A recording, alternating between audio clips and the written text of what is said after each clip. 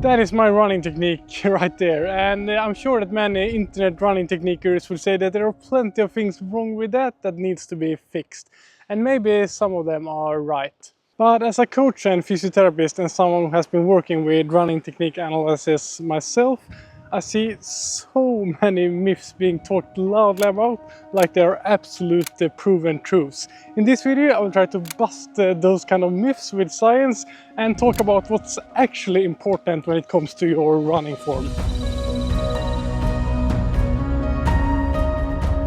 Cadence is the rate at which your legs move while running, and the most common thing you see when looking for guidance around this topic is that 180 steps per minute is the optimal cadence, and what everybody should aim for, no matter your specific anatomy or the pace you run at. And although this is so widespread, it is a complete myth, and I will explain why. But increasing the cadence might be a good thing for some runners. Because one way to reduce overstriding, meaning you land way ahead of your center of mass that has been seen to be linked with a greater injury risk, is to gently increase your cadence. And there has been some studies like this one showing that when runners gently increase their cadence with 7% from their original cadence, it makes the peak impact load a bit less when landing on your foot. So there might be a point for some runners with specific problems to increase their step rate just a bit. But all this talk about 180 steps per minute being optimal for efficiency and injury prevention is a complete myth. This belief stems from a misinterpretation of research by renowned running coach Jack Daniels. During the 1984 Olympics, he observed that elite distance runners often had cadences of 180 steps per minute or higher when running the track races. But at no point did he suggest that 180 steps per minute is the ideal cadence for everyone, and when he did this observation it was on the Olympics, meaning he looked at the world's fastest track runners running their absolute fastest, trying to win the Olympics. So basically running at insane paces, and what many discussing this topic seem to overlook is that it is very hard and for most of us unnatural to run at those step rates when running 3 or 4 times slower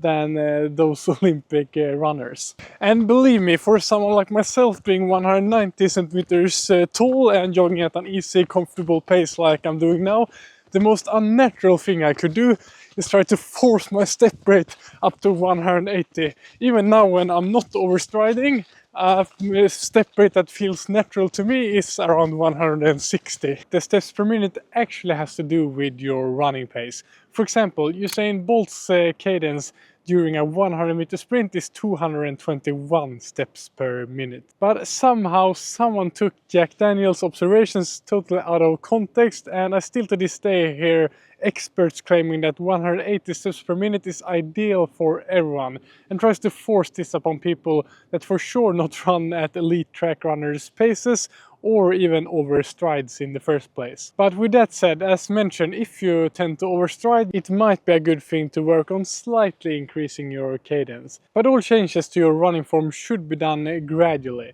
because you will shift the load to different structures in your body. And a big injury risk is doing something new, since all your muscles, joints, bones and tendons need time to adjust to be able to handle that new kind of stimuli.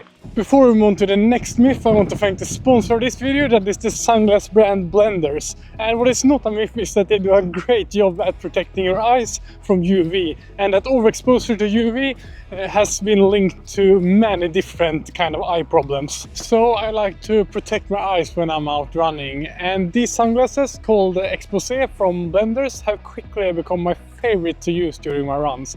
But Blenders offers a lot of different models that look great and works perfectly both for everyday use and running. They all feel very premium and lightweight, so they for sure don't take anything away from the running experience. Compared to other brands with premium quality, they are also affordable, and they have provided me with a code that makes them even more affordable. So all my viewers can get a 20% discount, so check out the link and discount code in the description if you need a good pair of sunglasses. If you start reading about running technique, in so many places you'll find people claiming that having a 90-degree angle in the elbow joint is the best and what everybody should aim for. And I have really no idea where this myth started, because I have found no studies supporting this whatsoever and really no logical reason to why people keep claiming this. And if we look at the best runners in the world, the angle in their elbow joint is way sharper.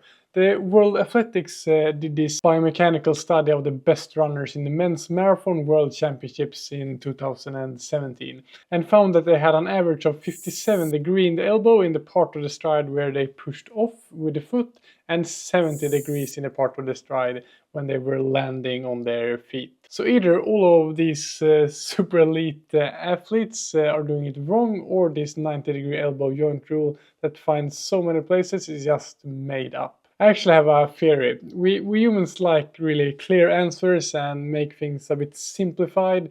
And 90 degrees, it sounds good and maybe it looks good as well. It's a round number. So I guess someone just started saying this, and then most people accepted it as truth.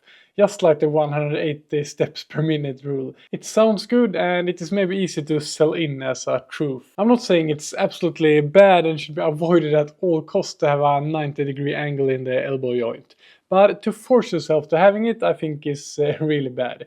Because your arm movement comes naturally as a way to compensate and balance for the rest of the body's movement when running. So probably what comes natural to you is not all that bad. And you actually use slightly less energy waving your arm back and forth with a smaller angle than 90 degrees because of the lever. Have you ever been to a running store where they have analyzed your running stride and or your foot type and then labeled you as a pronator or an overpronator, making it sound like this super bad thing? Perhaps you've been advised to wear special shoes to control this bad thing called pronation. What many seem to neglect is that pronation is actually a normal foot movement that everyone has. So pronation refers to the inward rolling of the foot upon landing, which is actually a natural and a really important part of the running stride, because it sort of acts like a natural shock absorber when landing in your running stride.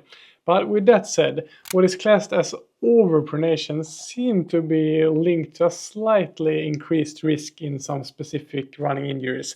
This meta-analysis of the topic concluded that medial tibial stress syndrome and patellofemoral pain syndrome could have a slightly increased injury risk for people with an overpronation. But that is for those real outliers that has a big pronation. What is really interesting is that for many that pronates more than the average person, the pronation seems to lead to a smaller injury risk compared to runners with a more neutral foot. This study followed up running injuries of 1,854 runners over a 1-year period and categorized them based on how much they pronated. And we can see that this group right here, consisting of 122 runners and had a bigger than average pronation, was the runners who actually had the least running injuries during the year. And in a way this makes sense, since the pronation is such a great natural shock absorber. But this study also showed that these outliers here that had a really high pronation, that consisted of only 18 runners, had a significantly higher injury rate than the rest. So the common claim many running stores makes that all pronation is bad and needs to be fixed is a myth. We should rather be grateful that our foot actually pronates when landing when we're running, and acknowledge that this, together with many other things in how our human biomechanics works, is a part of why we humans are made for running and can endure running really long distances. You might also have been to a running store where they have tested your running form on a treadmill and then claim that you need this shoe to correct this and that issue with your running form to avoid injuries and to run faster. And that they actually can do this, it's really not that much evidence supporting. It seems like you're many times better off listening to your own feeling when testing out the shoes.